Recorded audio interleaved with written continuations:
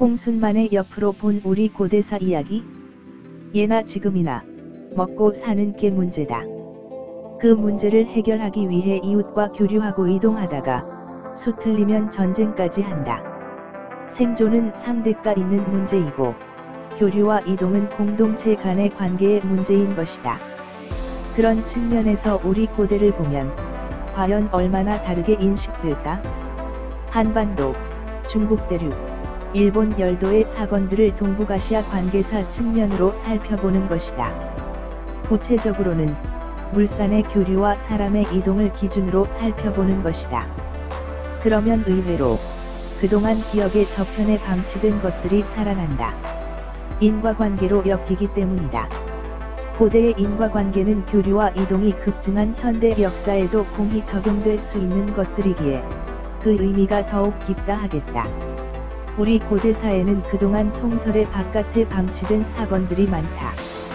해방 이후 여러 이유로 강역사에만 몰두해서인지 유독 한, 중, 일 접촉면에서 발생한 사건들이 잘 설명되지 못하고 있다. 예를 들어 동북아 문명 건설에서의 동이족 역할, 신채호 선생이 주창한 상조선과 삼한의 변화 과정, 고조선 수도와 한사군의 위치, 부여족 남하와 철제 왕국 다야와의 관계, 요서백제와 대륙백제 그리고 외의 역할, 초원대국 고구려의 강역과 해양강국 백제와의 관계, 몽골의 기원과 고구려, 여진족의 기원과 신라 등이 그것으로 모두 치열한 논쟁을 유발하는 사안들이다. 이제 위의 내용들을 교류와 흐름의 관점에서 살펴보도록 하자. 한반도는 중국 대륙, 만주, 일본 열도와 서로 연결되어 있었다. 삶의 공간이 그렇다는 말이다. 바다를 사이에 두고 고대인들이 이동했고 물산이 대륙과 해양 양쪽에서 교류되었다. 대륙 공간은 만주와 요서에서 시작하여 유라시아 초원으로, 해양 공간은 발해에서 시작하여 황해와 동중국해로 확대되었다. 초창기 물산의 주요 이동 공간은 발해였다. 그것은 마치 그리스 문명의 바탕이 된 에게해와도 비견될 수 있다 하겠다. 그리고 발해로 유입되는 강들은 요즘 말로 물류 하이웨이였다. 요동 발원의 태자하와 혼하, 요서 발원의 대능하, 난하, 요하, 한반도 발원의 압록강과 청천강 그리고 중원을 거쳐 흐르는 황하 등이 그것이다. 강과 바다를 통해 만주, 한반도, 중국 대륙 동안부 그리고 중원이 서로 연결되어 있었던 것이다. 교류의 확대는 큰 나라를 출현시킨다. 2년여 동안 한나라와 싸웠던 고조선은 요서만주 한반도 북부를 경제권으로 하여 한반도 중남부와 중국 대륙과 빈번히 교역했던 큰 나라였다.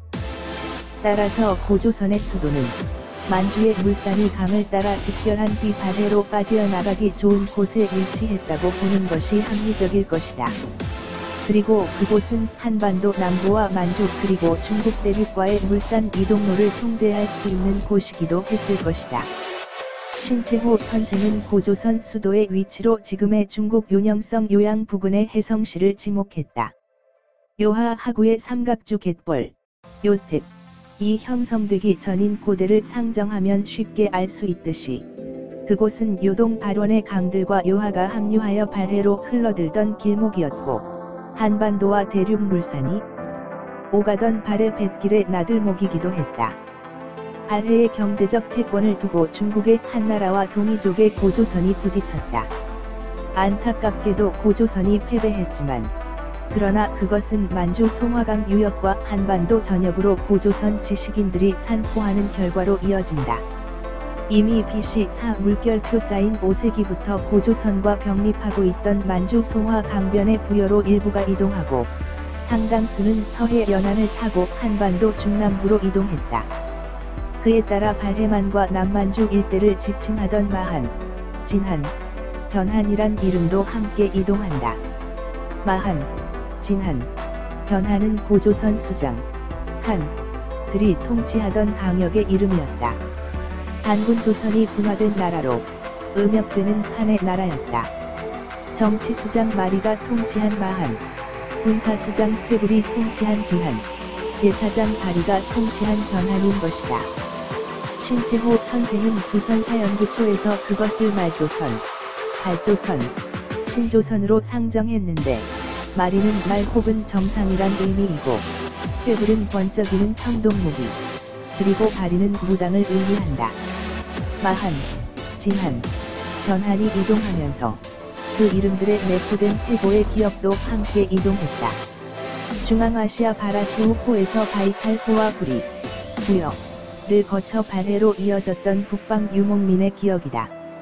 쇠는 그 기억의 정수리에 있던 상징물로 한자로 음역한 진과 함께 이후 변진한 대진국, 여진 그리고 신라, 금성, 쇠라벌, 서울 등으로 나타난다.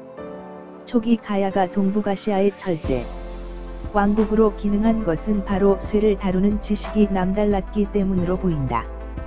바리는 바리대기, 바리공주 등 현대국어에도 살아있는 어휘로 오늘날 남북한이 모두 보여주는 신기의 원형으로 기능한다고 믿는다.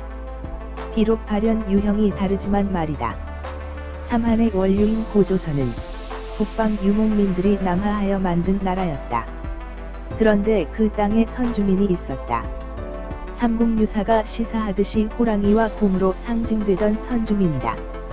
그들 중 상당수는 바다를 타고 올라온 남방 해양민이었다.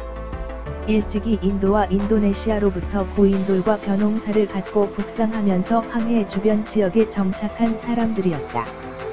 북방 유목민에 의해 복속된 후에도 살아남은 남방계 여인들은 북방 유목민의 이동로를 따라 중국 내륙과 한만 지역으로 널리 퍼져갔다. 이는 여성을 통해서만 유전되는 미토콘드리아 DNA의 산포 과정과도 일치한다. 그들은 벼의 여인들이었다. 즉 을다. 해양을 통해 끊임없이 유입되던 그들은 동북아 역사에 많은 흔적을 남긴다. 그들의 해상 활동 본거지는 한반도 서남부에 있었다.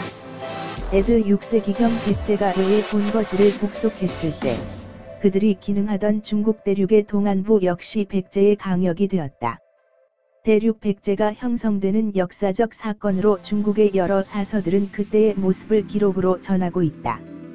한반도 중남부에 출현했던 삼한 지역은 이후 백제, 가야, 신라로 재편되어 갔다. 편입되었는지 복속되었는지 아직 논쟁 중이지만 그 기반 문화는 그대로 전승된 것으로 보인다. 하지만 마지를 자임한 고구려와 바리의 적통을 주장한 백제, 그리고 쇠의 신라는 서로 대립했다. 그중 고구려와 백제는 100여 년 동안 두 나라 왕이 전사할 정도로 치열하게 싸웠다. 중국 대륙의 여러 나라들과 일본 열도의 정권과도 치열하게 외교전을 펼쳤다. 둘 다 부여에서 파생된 형제의 나라인데도 도대체 왜 그랬을까? 고구려는 물류의 바다, 서해로 진출하고자 했다. 그러자면 수도 지반에서 서해로 연결하는 압록강 수로를 안정적으로 확보해야 했다. 집요한 노력 끝에 고구려는 313년 요동의 낭랑을 격파하여 압록강 수로를 장악했고 요하 수로마저 견제해 들어갔다.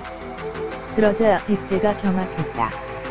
그것은 백제의 불의인 부여와의 해립상 교통로가 단절됨을 의미하는 것이었다. 백제의 근초고왕은 해양민, 쇠과 연대하여 평양으로 북상했다.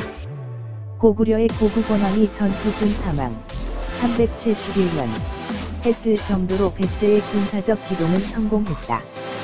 백제는 연이어 해상을 통해 요서에까지 진출하여 만주의 부여요서 백제 판성 백제 태우주로 연결되는 물산 이동로를 확보했다. 중국 사서에 요서 백제가 등장하는 시기이기도 하는데 근초고왕은 375년 백제서기를 편찬하게 하여 자신의 업적을 기념한다. 당연히 고구려는 국가 혁신의 필요성을 절감했을 것이다.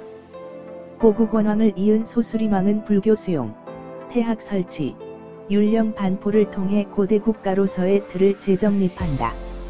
그를 통해 배양된 국가적 역량은 20여 년이 지나 광개토대왕과 장수왕에 이르러 위대하게 발현된다.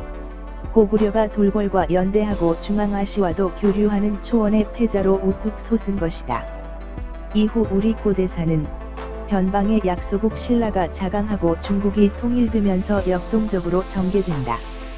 돌궐 고구려 백제회 연합과 나당 연합의 국제전 결과는 우리가 잘 알고 있지만 무엇보다도 백제 고구려 멸망 20여 년 전에 발생했던 세 나라에서의 극적인 정권 변동이 주목된다. 642년 고구려에 등장한 연개소문의 독재 정권, 647년 비담의 난 결과로 신라에 등장한 진골가야 연합정권, 그리고 657년 백제 의자왕이 자신의 서자 마hin한 명을 자평에 임명하여 왕직할 체제다. 바로 그것이었다. 일본 열도에서는 645년 백제계가 무너지는 대화개심이 일어난 것도 주목할 만하다. 신라는 7년 동안의 전쟁 끝에 한반도에서 당나라 군대를 축출하여 상한 통일을 이룬다. 그 과정에서 백제가 멸망했다고 하지만 그들의 유산은 일본 열도로 건너가 단무한, 환무에 이르러 다시 부활했고, 신찬성시로 고구려가 망했다고 하지만 그들의 유산은 몽골로 유입되어 현재 몽골의 기원을 형성했다. 몽골 비사. 오랜 세월이 흐른 뒤 통일신라가 망했을 때도 왕족의 후손은 간도로 건너가 여진의 시조를 형성했다. 만주원류고. 고대로부터 천여 년이 흐른 지금 우리는 근대의 굴욕과 분단의 비극을 감당해 가는 중이다. 그를 극복하는 지혜는 굳이 E.H. 카의 정의를 빌리지 않더라도 우리 역사와의 대화로 찾을 일이다. 그 지혜의 한 꼭지가 대륙과 해양의 세계로 열렸던 유목민의 유산에 있다고 믿는다. 그것을 신기의 디지털 노마드라고 한다면 필자만의 지나친 상상일까? 지금까지 시청해주셔서 감사합니다. 스토리 트리프의 구독과 좋아요 정중히 부탁드립니다.